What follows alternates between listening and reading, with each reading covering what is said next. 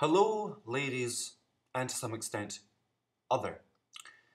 I'd like to welcome you to this particular video starring me, Callum Angus Mcleod of Callum Angus Mcleod fame. My friend and I, Daniel Cryne, came across a new poet. We came across somebody who had not fully been recognised by the Christian West, or for that matter, the Buddhist West, or the one left of the Buddhist West. You know, the one who always comes to your door in the morning and goes, "Have you found Jesus?" But we're not talking about that. What we're talking about is D.A. Caleter. D.A. Caleter, a poet of true vision, a poet who saw things, who heard things, a poet who did things. Whilst he was doing those things, he thought about those things, and he wrote those things down in the form of poems, in the form of words, in the form of letters, which could best be described as small as on the page, as existing on the page, one which they were wrote by D.E. Caleter of D.E. Caleter fame, who's probably going to be propagated by this video because nobody's ever heard of him before. Yes, that's the truth.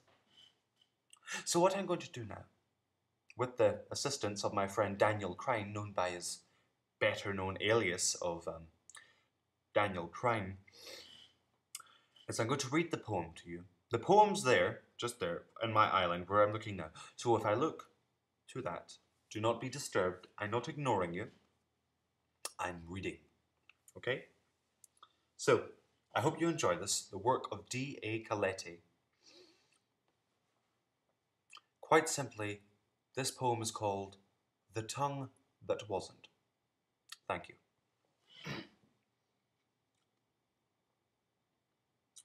I thought it was your tongue, but could it be that the desire that oozes from the dark cave of forgotten dreams pours onto the false lip of reality?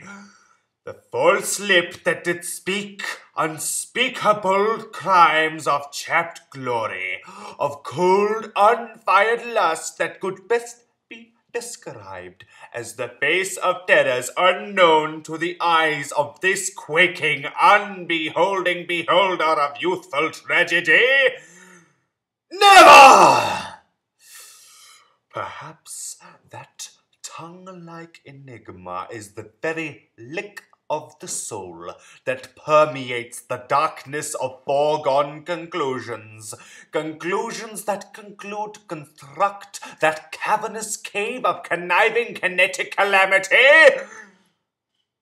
It cannot be, or could it be, that the abyss of my own deeds, the murky oil-stained front that holds the residue of my sins, past, present, and the time that is to be, is to bottom out, to give way to the sudden, tempestuous weight of the justice sodden demon that was begot, that was instilled and fermented by blood-scattered ashes of the self, and the pleasure within.